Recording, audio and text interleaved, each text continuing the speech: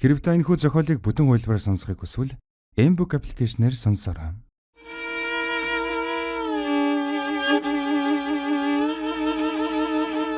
Аудио үзүүлж байна. Хэрэв та бэлэн бол чихвч эзэн.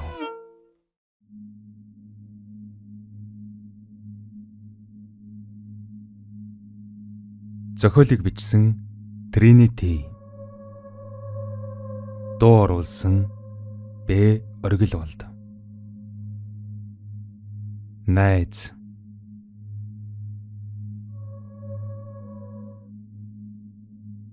Зургадугаар хэсэг. 10 орчим минутын дараа хаалга тогших чимээ гарч саруул сууж байсан орон дээрээс ухасгийн өнд илв. Гэтэл түүнээс уртад галын өрөөнд хоол бэлдэж байсан ээж нь үүдрүүгэн дөхөх нь сонсогдов. Амандаа дуу аялан алхах ээж нь хаалган дээрэн очмогцсон "Ашгүй миний охин хүрээд ирв үү?" хэмээн хэлж байх юм. Саруул өрөөнөөс нь ч гарч чадахгүй таг хөшиж орхилоо. Уг нь ээж нь дөнгөж саяхан саруулыг гэртэн оруулсан чиглэн өөрөө түүнийг мардчихсан аятай. Саруул гайхшин баран зогсож байтал хаалга нээгдэх чимээ гарч ашгүй аав нь орж ирэх нь сонсогдов. Хэдэн өдөр уулзаагүй эхнэр нөхөр хоёр их л додон уулзалдах шиг. Саруул хэдий өрөөнөөс нь гарч очиж аавыг нь тэрвэрмээр байсан ч ээжийнхэн хачин жигтэй барь байдлыг бодохоос нэг л зүрх алдаад хөдөлж чадсангүй. Гэтэл үүд хавцаанаас "Саруулаа, миний охин хаана байна?" гэх аавынх нь дуу гаргахад тэрээр зориглон өрөөнийхөн хаалгыг нэн гарч ирлээ. Тэгтэл ээж нь Саруул руу гайхан ширтэж "Хөөе, миний охин чинь гэртээ байсан юм уу? Хизээ ирж гэв?" хэмээн дуу алдах нь тэр. Саруул юу гэхээ мэдсэнгүй.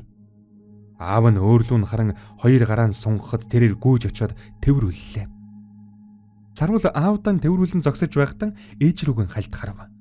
Ээж нь өөрлөө нь бас нөхөрлөөгийн ээлдэг додон нүдээр ширтэн зогсно.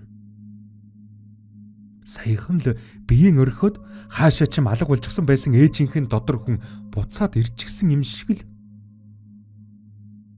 Саруул уужран санаа алдаад аавынхан хүзүүгээр чанга гихчин тэвэрлээ. Аав нь эрэхтэн зэрэгцээд ээж нь ч бас хэвийн байдалдан орох бололтой. Бүх өрөөнүүдийн гэрэлээс алдтай. Ээжийнх нь гараа гарган хийсэн амдтай гол тавган дээр халуун уур савсуулан байна. Бүрэн бүтнэрэн ширээ тойрон голлох гэр бүлийн гурав аз жаргалтай. Ээж нь Саруул санаа тавин халамжилж "Миний охин нэмж хоол идэрээ" хэмээн хэлнэ. Хэдэн өдрийн турш сэтгэл нь тавгүрхсэн Саруул сая нэг санаа намрах шиг. Энэ бүхэн магадгүй аав нь гэртэн ирсэнтэй л холбоотой байх. Аав гэдэг орон зай хоосон байх үед л элдв хий юмс гэртэн дураараа эзлэгдэж айдас нүмерэн авдаг гэмээр. Тийм ээ. Одоо аав нь ирж гисэн болохоор Саруулд айхцвэл байхгүй. Тэрээр хоолон идэж дуусаад аавынхан хажууд зэрэгцэн суугаад цээжээр нь тэврэн мөрийг нь наллаа. Хэдий төрсөн эцэг нь биш чиглэн энэ мөрийг ингээд түшээд сууж байвал бүх муухай зүйлс холгор байх юм шиг санагдана. Аав ээж нь Саруулыг өхөөрдөн инээлдэнэ. Ингээд Саруул аав ээжтэй сая л нэг хулангийн тухай хэллээ. Найзыгаа нас барсан гэдгийг нас барсан хэрнэн гэрт нь хамт хонсон тухай. Хулангаас үлдсэн ямар нэгэн зүйл өөрийнх нь ойр эргэлдээ тухай. Зүүдэнд нь хүртэл элдв юм үзэгдэж айлгаж цочоогоо тухай гэд бүгдийг нь хэлв. Аав ээж хоёр нь найзыг нь нас барсан гэдгийг сонсоод цочирдож буйн элд. Гэхдээ ягаад ч юм нас барсан хэрнээ хэдэн өдрийн өмнө нэрээд өөртөө хамт хонсон гэдэг үгийг нэг их ойшоохгүй байгаа итэ. Хулан гэрж хонсон тэдгэр өдрүүдэд аав нь эзгүй байсан ч гэлэн ээж нь бол гарцаагүй гэрте байсан шүү дээ. Саруул энэ тухай бодон байснаа гэнтхэн учрыг нь олж шиг болов. Хулангийн ирж хонсон гэх тэр үйл явдал нь зөвхөн өөрт нь л бодит мэд санагдсан бололтой. Тийм ээ, үнэн хэрэгтэн хулангийн гэрд нь орж ирж хонсон гэх тэр явдал хий хоосон төсөөлөл байсан байх нь уу? Ээж нь найзынх нь үхэлд харамсан нулимс унгана. Ийм сууснаа ээж нь 20 хэд хоногоос охиноо дагуулад гандан хийдэр явъя. Найзынх нь араас боён өрөөж ном уншуулъя. Тэгингээ охинтой ч гэсэн засал ном хийлгэе. Хэмээн хэлэхэд аав нь сайшин дэмжив. Саруулын мөрөн дээрээс дарж байсан их ачаа одоо л нэг хөнгөрч байх шиг.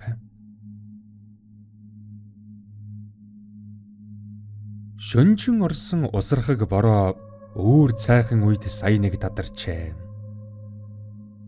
Аав нэрсэн болохоор ч тэрөө бүх юм ном журмандан орчихсон юм шиг. Тэнгэр хүртэл цэлмэд намар цагийн өглөөний нар дулаахнаар ээсэн тогтун сайхан өдөр эхэллээ. Аав ээж нь гал тогооныхон өрөөнд юу ч мэрэн хөгжилдөн инээлдэцгэнэ. Саруул хичээлдэн явах ёстой хэмээн бодон яаран өндөөснө. Өнөөдрийг амралтын өдөр гэдгийг санаад буцаж хэвтэв. Бурхны авралаар аав ирчихсэн. Магадгүй аав ирчихсэн болохоор хулан байхгүй. Хулан байхгүй болохоор айдас байхгүй. Ингээд бүх юм сайхан. Энэ өдөр аав ээж нь Саруулыг сэргээх гэсэнтэй ч тэр өдөржин гадуур зугаалжээ. Гуниг мартагдан холдож инээмсэглэл эргэн ирэх шиг. Хэдий сэтгэлийнх нь мухарт найзынх нь үхлийн хар бараан уулмөр нуугдан байгаа ч Саруул өнөөдөр инээж чадаж байна. Тийм ээ, гунигтай айдастай байна гэдэг хүсхэр зүйл биш ээ гэдгийг Саруул сүүлийн хэдэн өдөр мэдрэхэр нэг болсон. Одоо тэрээр хэвшил болсон энгийн тавын амьдралаар үргэлжлүүлэн амьдрахыг хичээж аав ээж нь ч энэ сэтгэлийг нь дэмжиж байна. Орой гертэн хараад горвуула буудан дээр нь зэрэгцэн суугаад зурагтан асаав. Аав нь улс төрийн сэдвтэй ярилцлага бүхий нэвтрүүлэг дээр суугаан тохируулаад түүнийг нь шимтэн үзнэ. Нэвтрүүлгийн доогуур текст хэлбэрээр нэг өгүүлбэрийн товч мэдээнүүд хөвөрнө. Хятадд өсвөр насны охин шин загварын iPhone ноцтой болохын тулд бөөрөнд заржээ. Хоёр чухны амийг хороосон аимшигт хэргийн мөрдөн байцаалтын явц ахиц муутай байна. Ойрын өдрүүдэд баруун аймагуудын нутгаараа цагаагаар эрс хүүтэрч цас орно. Саруул аавынхан үзэж буй нэвтрүүлгийг биш доогуур нурсаж буй эдгээр мэдээнүүдийг уншиж байсан нь аавынхан мөрийг налан нүдэн анлаа. Сэтгэл санаа нь тайвширснаас болоод ч юм уу цаг эрт байхад нүд нь анилдан нойр нь хүрэх маягтай. Ээж нь түүнд хандан "Миний охин эртхэн орондоо орж амарвал яасан юм?" гэхэд Саруул толгой дохин өндөлөө. Ээж нь ч гэсэн ингэсгэд орондоо орлоо. Өдрийн явдалтай хангалттай ядарсан байна. Хэрвээ миний охин тоггуудж эгөөцвөл хизээч хамаагүй ээжийнхээ үрт ороод ирээрэй гэх ээжийнхэн үгэнд Саруул "За ээжээ. Гэхдээ зүгээрээ Бурхны авралаар аав ирсэн. Тийм болохоор одоо бүх юм зүгээр" хэмээн хариулав. Саруул ийн хэлсээр өрөөрөөгөө сажлан явж орлоо. Тэгээд нойрмог биеийн хүчлэн арайхийн ундлахын хувцаанд сольж өмсөд орон дээр нь төрүүлгэн хараад хэвтээд өгөв. Хэвтэнгүүтэл орчноос тасран унтаж унтмагцаал зүүдний ертөнцийн босхыг даван орхон тэрэ. Саруул зүүдэндээ хулантай хамт кафед сууж байна. Тэрээр шейк, белута захайлна. Харин хулан юм авахыг хүсэхгүй. Гэвч үнэн хэрэгтэн түүнийг ямар нэг юм авахыг хүсэж байгааг Саруул мэднэ. Найз нь зүгээр л мөнгөгүй. Түүнээсээ болоод өөртөө жаахан итгэлгүй байгаа. Саруул найзыгаа мэдэх учир төөний юу ч авахгүй гэх үгийг үл харгалзан зөөгчийг дуудан найздаа бялуу захина. Охид юу ч юмэрэн хөгжилдэн инээлдэн тэгж байтал хол нь санаа алдна. Тэрээр Саруулын аавынх нь бэлгэлсэн сүүлийн үеийн загварын гар утсыг барин шохоорхон сонжно. Удалгүй зөөгч эмэгтэй охтын захиалсан шээг бялууг авчран өмнө нь тавина. Хулан би чамаар ингээд даалгаад баймааргүй гэж хэлнэ. Хариуд нь Саруула тоох хэрэггүй. Би өөртөө байгаа юмаа чамтай хуваалцахдаа үргэлж дуртай байх болно гэж хэлнэ. Хулан дахиад л санаа алдна. Тэгээд Бурхны авралаар надад чи байдг нь ямар сайн хэрэг вэ хэмээн хэлнэ. Саруул хариуд нь зүгээр л инээнэ. Зүүд болохоор Саруул найзыгаа нас барсныг мэдэхгүй. Мэдэхгүй болохоор зүүд нь аз жаргалтайгаар хөврөн үргэлжлэнэ. Хятадд өсвөр насны нэгэн охин шин загварын iPhone ноцтой болохын тулд бөөрөө зарсан гэх мэдээг Саруул найздаа сонирн болгон хөөрнөн. Хулан яриаг нь анхааралтай сүнснэ. Тэгснээ найз нь зөөгчийг дуудана. Тэрээр зөөгчд хутга захина. Зөөгч түүний хэлсэн ёсоор том царан дээр хурц хутга тавьчихсан ирнэ. Хулан зөөгчд талархлан илэрхийлээд хутгийг авна. Тэгээд Саруулыг харсаар байтал мөнөх хутгаараа өөрөө өөрийнхөө хэвлийг зүснэ. Цус годхийн үсэрч эргэн тойрныг улаан өнгөөр бодно. Саруул гайхан хашгирч эргэн тойрныхон хүмүүс рүү аврал ирэн харна. Гэвч хүмүүс огт хөдлөхгүй. Тэд айж хашгирах биш, харин ч бүр баяр багтал болж буй аятай нүд нь очтон гялалцаж, хөгжилдэн инээлтэн. Удалгүй хулан өөрөө өөрийнхөө бөөрийг ухаад гаргаад ирнэ. Цусанд бялдсан гартаа өөрийнхөө бөөрийг адгасан тэрээр "Маа миний найз, энийг цараад найздаа шин утас аваад өг. Яг өөрийнхөө ижлэхэн загварынхыг" хэмээн хэлнэ. Кафен зөөгч бүсгүй болон эргэн тойронд нь сууж буй босод хүмүүс улам чангаар инээлдэцгээж бүр алга ташин шуугилдана. Саруул яхаа мэдэхгүй жижигнэн суусаар байснаа гинтхэн өөрийгөө зүүдэлж байгааг ухаарна. Тэгээд сэрнэ. Саруул сэрмэгцэн орон дээр нь төрүүлхэн гарсан чигтэн хамаг гар хөлсөн цотгочихсан хэвдэж байгаагаа олж мэдэв. Хамаг биеийн чилж болжн нь хүндүрлэнэ. Өөрөөс нь холдон байсан айдас нь муу ёрын зүүднээс нь болоод эргээд хүрээд ирсэн аятай сэтгэл санаа нь тав хүрхэв. Гэвч ашгүй зочдын том өрөөнөөс зурагтын тул сонсогдож байна. Аав нь том өрөөндөн ямар нэгэн цэнгэнт нэвтрүүлэг үзэн сууж болол та. Бурхны авралаар чи ирлээ гэх нэвтрүүлэг. Хэдий шөнө болсон ч гэлэн аав нь үзэх дуртай нэвтрүүлгийг нөхөн үзэж болол та. Аав гэртээ байна. Байхдаа бүр сэрүүн том өрөөндөө зурагтаа үзээд сууж байна гэсэн бодол нь Саруулыг жаахан тайвшруулна. Гэхдээ л шуудхан буцаад ундчихж чадсангүй. Муу ёрын зүүднийх нь бараан улмөр сэтгэлд нь тунран байсан тул тэрээр орноосон өндийгөөд дэрэн тэврэн алгасаар ээжийнхэн ундлахын өрөөнд явж орлоо. Тэгэд аль хэдийн буруу гараад унтаж буй ээжийнхээ наагур орж хэвтээд араас нь тэврэв. Ээж нь унтаагаараа Саруулын гарыг атгав.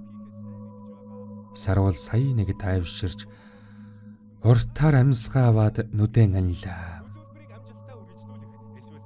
Том өрөөнөөс цэнгэнт нэвтрүүлгийн дуу бүгдгэн сонсогдож аавынх нь энийг сонсогдно. Тийм ээ, жинхэнэ амар амгалан гэдэг чинь л энэ байх нь. Хажуугийн өрөөнд зурагт үзэн сууж буй аавынхаа энийг дууг сонссон гон ээжийг нь тэврэн хэвтнэ гэдэг жинхэнэ амар амгалан гэлтэй. Гэтэл цэнгэнт нэвтрүүлэг үзэн хөхөрч баясах аавынх нь инээдний хажуугаар миний өгшин халуун цай хэлгүүлж авчруулах уу гэх ээжийнхэн дуу гархан тэр.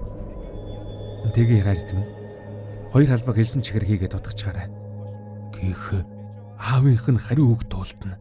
За тэг би ч гэсэн өөртөө цай хийж аваад чамтай хамт над нэвтрүүлгийг чинь дуусгая. Хэмээн ээж нь хэлээд галын өрөө рүүгэн алхах нь сонсогдно. Том өрөөнөөс бурхны авралаар чи ирлээ гэх хөдлөгчийн цоглог хоолой дуулдана. Саруул аг засхийгээд явчихлаа. Ээж аавтай хамт зурагт үзэж байгаа юм бол би энэ хүнжилд хинтэй хамт хэвдэж байгаа хэрэггүй гэсэн бодол нь Саруулыг жухамл ухаан балардахад хүргэв.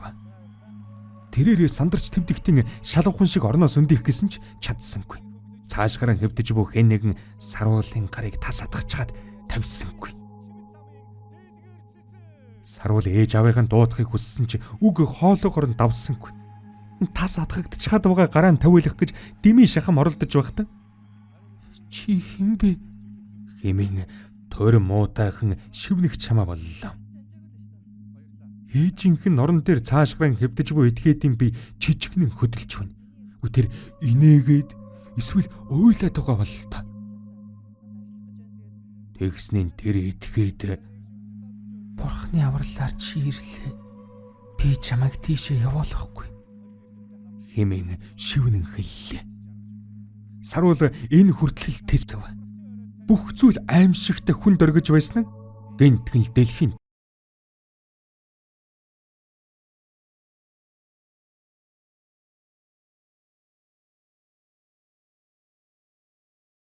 Хэрвээ та энэ хүү зохиолыг бүтэн хуулбараар сонсохыг хүсвэл Mbook аппликейшнээр сонсоорой.